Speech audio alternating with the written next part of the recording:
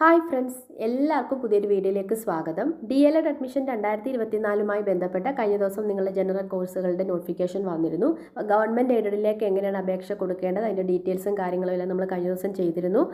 അപ്പോൾ ഈ ഒരു വീഡിയോയിൽ നമ്മൾ ഷെയർ ചെയ്യുന്നത് സെൽഫ് ഫിനാൻസിങ് കോളേജുകളിലേക്ക് നിങ്ങൾ അപേക്ഷ സമർപ്പിക്കുമ്പോൾ ശ്രദ്ധിക്കേണ്ട കാര്യങ്ങൾ അല്ലെങ്കിൽ എങ്ങനെയാണ് അപേക്ഷാ ഫോം ഫില്ല് ചെയ്യേണ്ടതെന്നുള്ള കാര്യമാണ്. അപ്പോൾ അതിനായിട്ട് നിങ്ങൾ education.kerala.gov.in എന്ന വെബ്സൈറ്റിൽ വരിക. ഇവിടെ നിങ്ങൾക്ക് ശാസ്ത്രീയ മേഖലയിലെ diploma in elementary education DLED കോഴ്സിന് 2024-26 അധ്യയന വർഷത്തേക്ക് അപേക്ഷകൾ ക്ഷണിക്കുന്നു എന്നുള്ളത് കാണാം. അത് ക്ലിക്ക് ചെയ്യുക. ശേഷം ഇവിടെ ഡൗൺലോഡ് എന്നുള്ളത് ക്ലിക്ക് ചെയ്ത് നിങ്ങളത് ഡൗൺലോഡ് ചെയ്യുക. അപ്പോൾ ചില കാര്യങ്ങളിൽ മാത്രമേ വ്യത്യാസമുള്ളൂ ഗവൺമെൻറ് എയ്ഡഡിൽ നിന്നും, ബാക്കിയുള്ള ഡീറ്റെയിൽസുകളെല്ലാം സെയിം തന്നെയാണ്.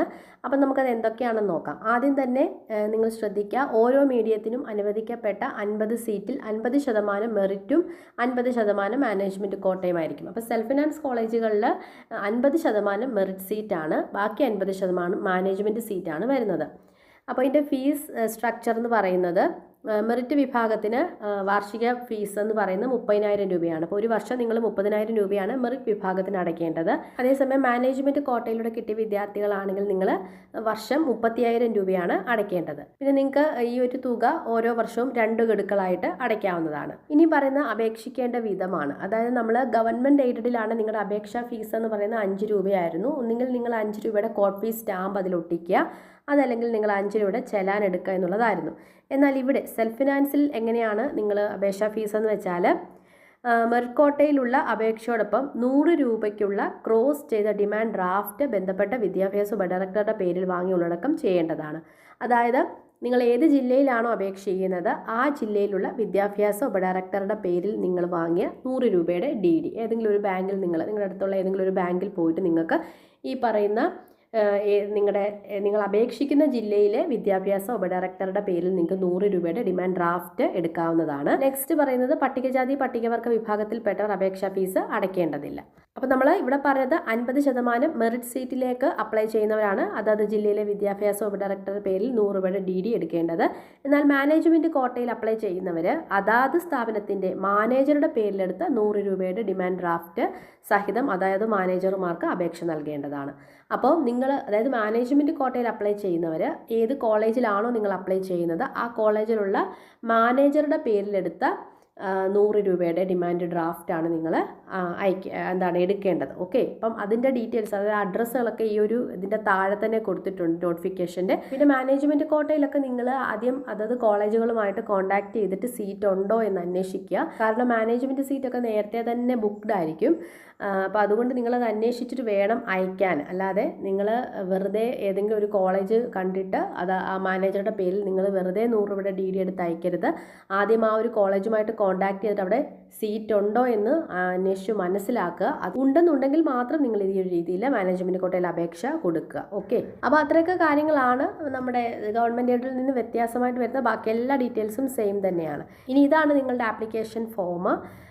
അതിനകത്ത് ആദ്യം തന്നെ പറയുന്നത് പ്രവേശനം നേടുവാൻ ആഗ്രഹിക്കുന്ന ജില്ലയാണ്. അപ്പോൾ നിങ്ങൾ ഏത് ജില്ലയിലേക്കാണോ സെൽഫ് ഫിനാൻസിന് കൊടുക്കാൻ ആഗ്രഹിക്കുന്ന ആ ഒരു ജില്ല നിങ്ങൾക്ക് അവിടെ എഴുതി കൊടുക്കാവുന്നതാണ്.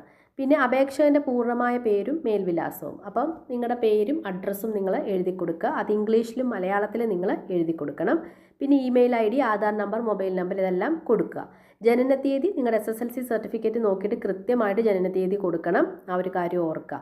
പിന്നെ 1/7/2024 പൂർത്തിയാകുന്ന വയസ്സ്. ഓക്കെ, പിന്നെ നിങ്ങളുടെ ജെൻഡർ കൊടുക്കുക. പിന്നെ ജാതി മതം അത് കൊടുക്കുക. പിന്നെ പറയുന്ന അപേക്ഷകൻ പട്ടികജാതി പട്ടികവർഗ OBC വിഭാഗത്തിൽ ഉൾപ്പെട്ടതാണോ, അപ്പം ഏത് വിഭാഗമാണെന്ന് വെച്ചാൽ നിങ്ങളത് അവിടെ കൊടുക്കുക. SC/ST ആണോ OBC ആണോ എന്ന് കൊടുക്കുക. ഇത് രണ്ടും അല്ലെങ്കിൽ നിങ്ങൾക്ക് അവിടെ ബാധകമല്ല എന്നുള്ളത് കൊടുക്കാവുന്നതാണ്. അപ്പോൾ നിങ്ങളതിൻ്റെ സർട്ടിഫിക്കറ്റ് കൂടെ വെക്കേണ്ടതാണ്. നിലവിൽ ഇപ്പം നിങ്ങൾക്ക് SSLC ആണെങ്കിലും OBC ആണെങ്കിലും നിങ്ങൾക്ക് ഒരുപക്ഷെ SSLC സർട്ടിഫിക്കറ്റ് വെച്ചാൽ മതിയാകും. അതല്ല നിങ്ങളുടെ കയ്യിൽ കാസ്റ്റ് സർട്ടിഫിക്കറ്റോ അല്ലെങ്കിൽ NCL സർട്ടിഫിക്കറ്റോ ഉണ്ടെങ്കിൽ നിങ്ങൾക്ക് അത് വെക്കാവുന്നതാണ്. അതിപ്പോൾ തൽക്കാലം ഇല്ലാത്തവർ നിങ്ങളുടെ SSLC സർട്ടിഫിക്കറ്റ് നിങ്ങൾ വെക്കുക. നെക്സ്റ്റ്, അപേക്ഷകൻ വിമുക്ത ഭടനാണോ ആണെങ്കിൽ വിടുതൽ പകർപ്പ്. അപേക്ഷൻ സർവീസിലിരിക്കുന്ന ജവാന്റെ ഭാര്യ, മകൾ, മകനാണോ ആണെങ്കിൽ ആ ഒരു അതിൻ്റെ സർട്ടിഫിക്കറ്റ് കൂടെ വെക്കണം.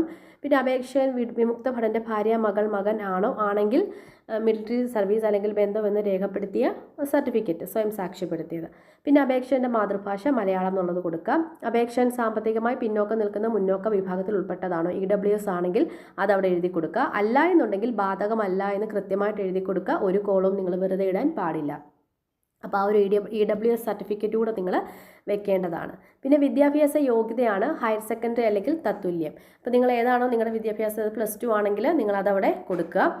പിന്നെ യോഗ്യതാ പരീക്ഷയുടെ പേര് ആൻഡ് വിജയം. അപ്പോൾ യോഗ്യതാ പരീക്ഷയുടെ പേര് ഹയർ സെക്കൻഡറി എക്സാമിനേഷൻ ആണെങ്കിൽ അത് കൊടുക്കുക. അതല്ല EHSC ആണെങ്കിൽ അത് കൊടുക്കുക, NIS ആണെങ്കിൽ അത് കൊടുക്കുക, ഏതാണെന്ന് വെച്ചാൽ അത് കൊടുക്കുക. പിന്നെ നിങ്ങളുടെ വിഷയം നിങ്ങൾ ഏതാണോ, സയൻസ് ആണോ, കൊമേഴ്സ് ആണോ, ഹ്യൂമാനിറ്റീസ് ആണോ, ഏതാണെന്ന് വെച്ചാൽ നിങ്ങൾ ആ ഒരു വിഷയം കൂടെ അവിടെ എഴുതി കൊടുക്കുക. പിന്നെ +2ൻ്റെ രജിസ്റ്റർ നമ്പറും അതുപോലെ വിജയിച്ച വർഷം 2024 ആണെങ്കിൽ അത് കൊടുക്കുക. പിന്നെ യോഗ്യതാ പരീക്ഷ വിജയിക്കാൻ എടുത്ത ചാൻസുകളുടെ എണ്ണം ഫസ്റ്റ് ടൈം ആണെങ്കിൽ ഫസ്റ്റ് ടൈം പാസ്സായവരാണെങ്കിൽ 1 കൊടുക്കുക. അതല്ലെങ്കിൽ ഏതാണെന്ന് വെച്ചാൽ അത് കൊടുക്കുക. പിന്നെ മറ്റ് വിദ്യാഭ്യാസ യോഗ്യത ഉണ്ടെങ്കിൽ ആയതിന് വരും. പിന്നെ നിങ്ങൾക്ക് മറ്റേതെങ്കിലും ഡിഗ്രിയോ PGയോ ഒക്കെ പോലെയുള്ള വിദ്യാഭ്യാസ യോഗ്യത ഉണ്ടെങ്കിൽ നിങ്ങൾക്ക് അത് അവിടെ എഴുതി കൊടുക്കാവുന്നതാണ്. അപ്പോൾ അതിൻ്റെ സർട്ടിഫിക്കറ്റ് കൂടെ നിങ്ങൾ ജസ്റ്റ് വെച്ചേക്കാം. ഇതെന്ന് പറയുന്നത് +2 ബേസ്ഡ് ആണ്. ഓക്കെ, നിങ്ങളുടെ ഈ ഒരു DLEDൻ്റെ റാങ്ക് ലിസ്റ്റ് പ്രിപ്പയർ ചെയ്യുന്നത് നിങ്ങളുടെ +2ൻ്റെ മാർക്കിൻ്റെ അടിസ്ഥാനത്തിലും പിന്നെ റിസർവേഷൻ്റെ അടിസ്ഥാനത്തിലുമാണ്. അപ്പോൾ ആ ഒരു രീതിയിൽ മറ്റ് വിദ്യാഭ്യാസ യോഗ്യത ഉള്ളവർ അതവിടെ എഴുതി കൊടുക്കുക. അതിൻ്റെ സർട്ടിഫിക്കറ്റ് കൂടെ നിങ്ങൾ വെക്കുക. അടുത്തത് യോഗ്യതാ പരീക്ഷയ്ക്ക് നേടിയ മാർക്ക് അല്ലെങ്കിൽ ഗ്രേഡ്. അപ്പോൾ നിങ്ങൾക്ക് +2ന് ലഭിച്ച ആ ഒരു മാർക്ക് അല്ലെങ്കിൽ ഗ്രേഡാണ് നിങ്ങൾ കൊടുക്കേണ്ടത്. നെക്സ്റ്റ് പറയുന്ന വിഷയങ്ങൾ, അപ്പോൾ എത്ര സബ്ജക്ട്സ് ആണ്, 6 സബ്ജക്ട്സ് ആണ്. അപ്പോൾ 6 സബ്ജക്ട്സ് നിങ്ങളവിടെ എഴുതി കൊടുക്കുക. അതിൻ്റെ മാർക്ക് അല്ലെങ്കിൽ ഗ്രേഡ് നിങ്ങളവിടെ എഴുതി കൊടുക്കുക. പിന്നെ ടോട്ടൽ കൊടുക്കുക. ശേഷം വരുന്നത് മാർക്കിൻ്റെ ശതമാനം അല്ലെങ്കിൽ ഗ്രേഡ്. അപ്പോൾ ടോട്ടൽ പെർസെൻറ്റേജ് എത്രയെന്ന് വെച്ചാൽ അത് കൊടുക്കുക. പിന്നെ പരീക്ഷാ ബോർഡ് അല്ലെങ്കിൽ യൂണിവേഴ്സിറ്റിയുടെ പേര്, അതിപ്പം +2 പാസ്സായവരാണെങ്കിൽ HSC ആണ് അത് കൊടുക്കുക. അതല്ല VHSC പാസ്സായവരാണെങ്കിൽ അത് കൊടുക്കുക. പിന്നെ NIS ആണെങ്കിൽ അത് കൊടുക്കുക. അപേക്ഷൻ ഭിന്നശേഷിക്കാരനാണോ, അപ്പോൾ ആ ഒരു ഭിന്നശേഷി വിഭാഗമാണെങ്കിൽ നിങ്ങളുടെ ആണെന്ന് കൊടുക്കുക, അല്ലെങ്കിൽ അല്ല എന്ന് കൊടുക്കുക. അപ്പോൾ അങ്ങനെയുള്ളവർ അതിൻ്റെ മെഡിക്കൽ സർട്ടിഫിക്കറ്റൂടെ വെക്കേണ്ടതാണ്. പിന്നെ അപേക്ഷൻ NCC കേഡറ്റ് ആണോ, അപ്പോൾ NCC കേഡറ്റ് ആണെങ്കിൽ നിങ്ങളാണെന്ന് കൊടുക്കുക, അല്ലെങ്കിൽ ബാധകമല്ല എന്ന് കൊടുക്കുക. പിന്നെ പറയുന്നത് അപേക്ഷൻ കലാകായിക മത്സരങ്ങളിൽ പ്രാഗൽഭ്യം തെളിയിച്ചിട്ടുണ്ടെങ്കിൽ ആയതിൻ്റെ വിവരം. അപ്പം എന്തെങ്കിലും കലോത്സവങ്ങളിലോ അല്ലെങ്കിൽ ബാക്കിയുള്ള കായിക മത്സരങ്ങളിലൊക്കെ പങ്കെടുത്തിട്ടുള്ളവരാണെങ്കിൽ അത് കൊടുക്കുക. അതിപ്പോൾ ദേശീയതലമാണോ, സംസ്ഥാനമാണോ, ജില്ലയാണോ, ഉപജില്ലയാണോ, ഏതാണെന്ന് വെച്ചാൽ അതവിടെ നിങ്ങൾക്ക് എഴുതി കൊടുക്കാം. പിന്നെ അപേക്ഷൻ ഭാരത് സ്കൗട്ട് ആൻഡ് ഗൈഡ്സിൻ്റെ രാജ്യ പുരസ്കാർ, രാഷ്ട്രപതി പുരസ്കാർ എന്നിവ നേടിയിട്ടുണ്ടോ, അപ്പോൾ ആ ഒരു സ്കൗട്ട് ആൻഡ് ഗൈഡ്സിൻ്റെ ഇതിൽ വരുന്നവരാണെങ്കിൽ അത് കൊടുക്കുക, അല്ലെങ്കിൽ ബാധകമല്ല എന്ന് കൊടുക്കുക. അപ്പം അതവിടെ രാജ്യ പുരസ്കാർ അല്ലെങ്കിൽ രാഷ്ട്രപതി പുരസ്കാർ നേടിയവർക്കാണ് അവിടെ മുൻഗണന വരുന്ന ആ ഒരു കാര്യം നിങ്ങൾ ഓർക്കുക. പിന്നെ അപേക്ഷൻ സ്പോർട്സ് കോട്ട അല്ലെങ്കിൽ സ്പോർട്സ് കൗൺസിൽ ഉൾപ്പെട്ടതാണോ, അപ്പം അങ്ങനെ ആണെങ്കിൽ ആണെന്ന് കൊടുക്കുക. ഉണ്ടെങ്കിൽ അതായത് സ്പോർട്സ് കോട്ടയിലേക്ക് നിങ്ങൾ അപ്ലൈ ചെയ്യുന്നുണ്ടെങ്കിൽ അവിടെ അങ്ങനെ കൊടുക്കുക, അല്ലെങ്കിൽ ബാധകമല്ല എന്ന് കൊടുക്കുക. പിന്നെ അപേക്ഷകൻ NSS NCC വോളണ്ടിയർ ആണെങ്കിൽ ആ വിവരം രേഖപ്പെടുത്തേണ്ടതാണ്. അപ്പോൾ NSS NCCയിലൊക്കെ ഉള്ളവരാണെങ്കിൽ അപ്പം അത് നിങ്ങളാണെന്ന് കൊടുക്കുക, അല്ലെങ്കിൽ അല്ലെന്ന് കൊടുക്കുക. പിന്നെ ഈ പറഞ്ഞതുപോലെ ഈ NCC NSS scout and guide ഇതൊക്കെ +2 ലെവൽ ആണ് ചോദിക്കുന്നത്. പലരും ഡിഗ്രിയുടെ ചോദിക്കുന്നുണ്ട്. ഇത് +2 ബേസ്ഡ് ആണ്. അപ്പോൾ അങ്ങനെയുള്ളവർക്കാണ് അവിടെ മുൻഗണന കിട്ടുന്നത്. ഓക്കെ, അപ്പോൾ ആ ഒരു കാര്യം നിങ്ങൾ ഓർക്കുക.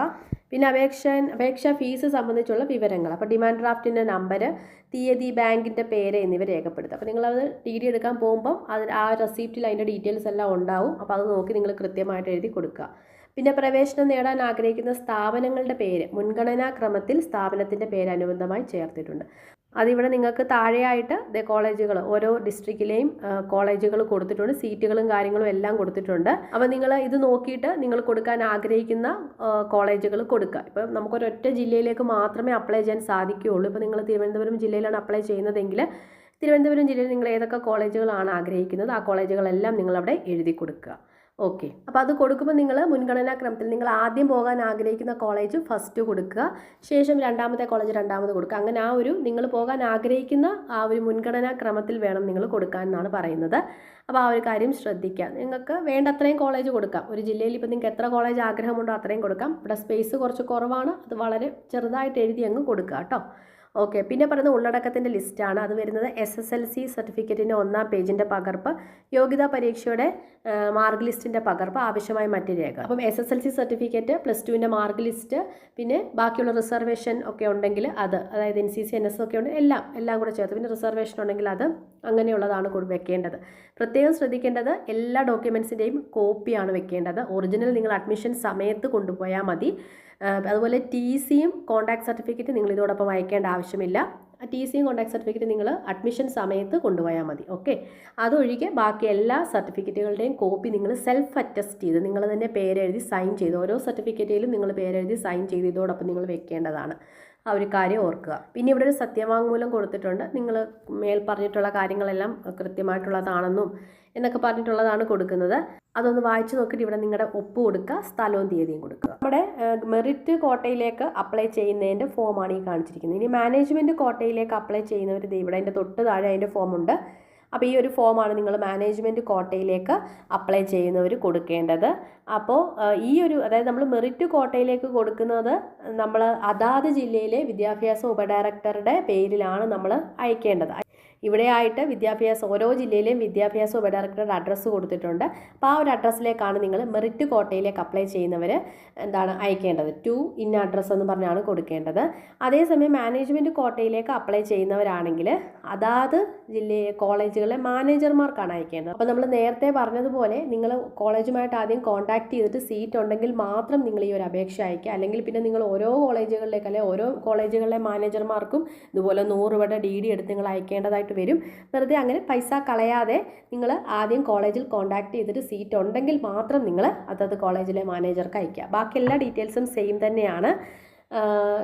അപ്പോൾ നിങ്ങൾക്ക് നമ്മളിപ്പോൾ പറഞ്ഞ അതേ ഡീറ്റെയിൽസ് തന്നെയാണ്. അപ്പോൾ നിങ്ങളത് അങ്ങനെ ഫില്ല് ചെയ്ത് കൊടുക്കുക.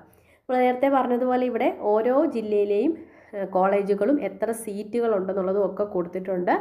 അപ്പോൾ അത് നിങ്ങൾ ശ്രദ്ധിക്കുക. പിന്നെ ഇതുമായിട്ട് നിങ്ങൾക്ക് ബന്ധപ്പെട്ട എന്തെങ്കിലും സംശയങ്ങളുണ്ടെങ്കിൽ ഇവിടെ ഫോൺ നമ്പർ കൊടുത്തിട്ടുണ്ട്. ഈ ഒരു ഫോൺ നമ്പറിൽ നിങ്ങൾക്ക് കോൺടാക്റ്റ് ചെയ്യാവുന്നതാണ്. അപ്പോൾ നിങ്ങൾക്ക് കൂടുതൽ കാര്യങ്ങൾ അവിടെ നിന്ന് മനസ്സിലാക്കാൻ സാധിക്കുന്നതാണ്. അപ്പോൾ ഏകദേശം ഇത്രയും കാര്യങ്ങളാണ് നമുക്ക് ഈ ഒരു വീഡിയോയിൽ പറയാനുള്ളത്. അപ്പോൾ എല്ലാവർക്കും ഏകദേശം ക്ലിയർ ആയിട്ടുണ്ടാവുമെന്ന് വിചാരിക്കുന്നു. അപ്പോൾ ഏറ്റവും ലേറ്റസ്റ്റ് അപ്ഡേറ്റുമായിട്ട് കാണാം. അതുവരെ ബൈ, താങ്ക്